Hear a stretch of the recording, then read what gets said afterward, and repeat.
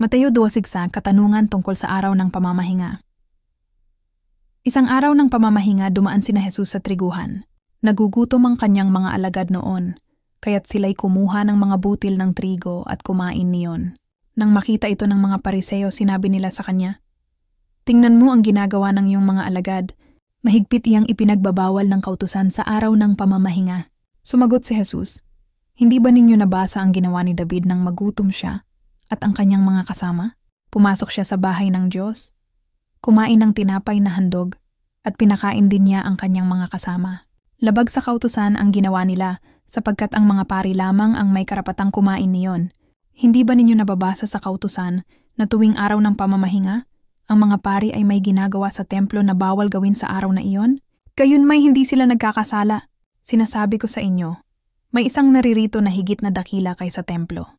Kung nauunawaan lamang ninyo ang kahulugan ng mga salitang ito, habag ang nais ko at hindi handog, hindi sana ninyo hinatulan ang mga walang sala, sapagkat ang anak ng tao ay Panginoon ng araw ng pamamahinga.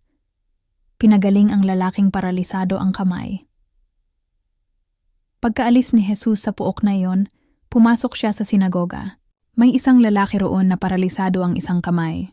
Naroon din ang ilang taong naghahanap ng pagkakataong maparatangan si Jesus.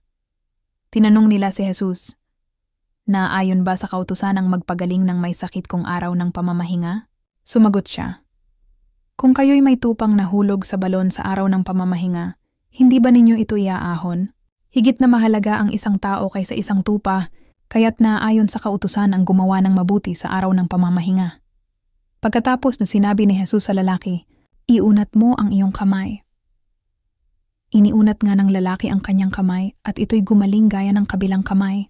Kaya't umalis ang mga Pariseyong naroroon at nag-usap-usap kung paano nila maipapapatay si Jesus. Ang lingkod na hinirang. Nang malaman ito ni Jesus, umalis siya sa lugar na yon. Maraming tao ang sumunod sa kanya at pinagaling niya ang lahat ng may sakit. Ngunit mahigpit niyang ipinagbilin na huwag nilang ipamalita kung sino siya. Sa gayon, natupad ang sinabi ng Diyos sa pamamagitan ni Propeta Isaias. "Narito ang lingkod ko na aking hinirang, ang aking minamahal at lubos na kinalulugdan. Ibubuhos ko sa kanya ang aking espiritu, at siya ang magpapahayag ng katarungan sa mga bansa. Hindi siya makikipag-away o maninigaw, ni magtataas ng boses sa mga lansangan. Hindi niya babaliin ang tambong marupok. Hindi rin niya papatayin ang ilawang umaandap, hanggang katarungay hindi nagtatagumpay ng ganap, at ang pag-asa ng mga hentil sa kanya ay ilalagak." Si Jesus at si Beelzebul. Dinala noon kay Jesus ang isang lalaking bulag at pipi na sinasapian ng demonyo. Pinagaling siya ni Jesus kaya't siya'y nakakita at nakapagsalita. Namangha ang lahat at sinabi nila, "Ito na kaya ang anak ni David?" Nang marinig ito ng mga Pariseo, sinabi nila, nakapagpapalayas siya ng mga demonyo sa pamamagitan ng kapangyarihan ni Beelzebul, ang pinuno ng mga demonyo. Subalit alam ni Jesus ang kanilang iniisip kaya't sinabi niya, "Ang bawat kahariang naglalaban-laban ng mga mamamayan ay babagsak at alinmang bayan o sambahayang sila-sila ang naglalaban ay mawawasak. Kaya't kung si Satanas ang nagpapalayas kay Satanas, kinakalaban niya ang kanyang sarili. Kung gayon, paano pa niya mapapanatili ang kanyang kaharian?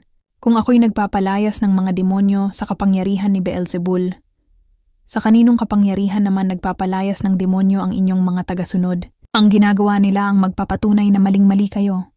Ngunit kung ako'y nagpapalayas ng mga demonyo sa kapangyarihan ng Espiritu ng Diyos, nangangahulugang dumating na sa inyo ang kaharian ng Diyos. Hindi mapapasok ang bahay ng isang taong malakas kung hindi muna siya gagapusin.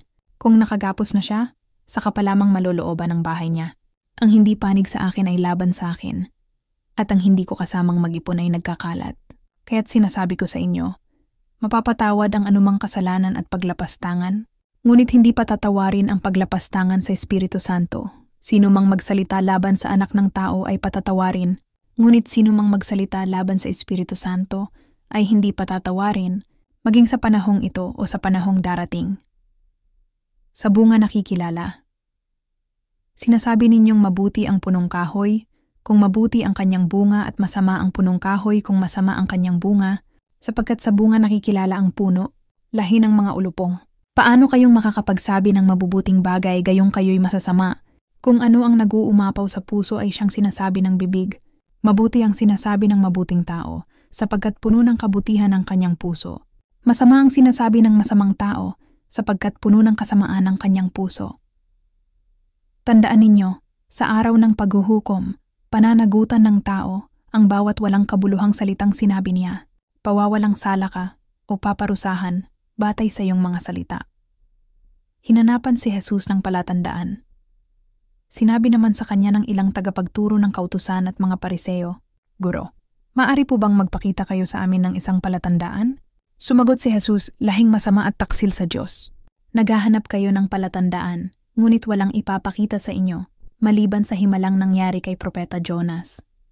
Kung paanong si Jonas ay 3 araw at 3 gabing nasa tiyan ng dambuhalang isda, ang anak ng tao ay 3 araw at 3 gabi ring nasa ilalim ng lupa.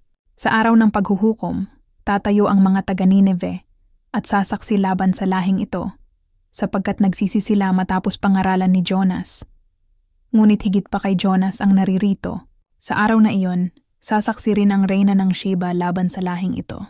Naglakbay siya mula pa sa dulo ng daigdig upang masaksihan ang karunungan ni Solomon, ngunit higit pa kay Solomon ang naririto ngayon, ang pagbabalik ng masamang espiritu. Kapag ang masamang espiritu ay lumabas mula sa isang tao, siya'y gumagala sa mga lupaing tigang upang maghanap ng mapagpapahingahan. Kung wala itong matagpuan ay sinasabi sa sarili, babalik ako sa tahanang aking pinanggalingan. Pagbalik niya at makita itong walang laman, malinis at maayos, aalis muna siya at magsasama pa ng 7 espiritong mas masama pa kaysa kanya at papasok sila at maninirahan doon. Dahil dito, ang kanyang magiging kalagayan ay mas masama pa kaysa dati. Ganyan ang mangyayari sa masamang lahing ito. Ang ina at mga kapatid ni Jesus. Habang si Jesus ay nagsasalita sa maraming tao, dumating ang kanyang ina at mga kapatid. Naghihintay sila sa labas dahil nais nila siyang makausap. May nagsabi kay Jesus, "Nasa labas po ang inyong ina at mga kapatid. Ibig nila kayong makausap." Ngunit sinabi niya, "Sino ang aking ina at sino-sino ang aking mga kapatid?"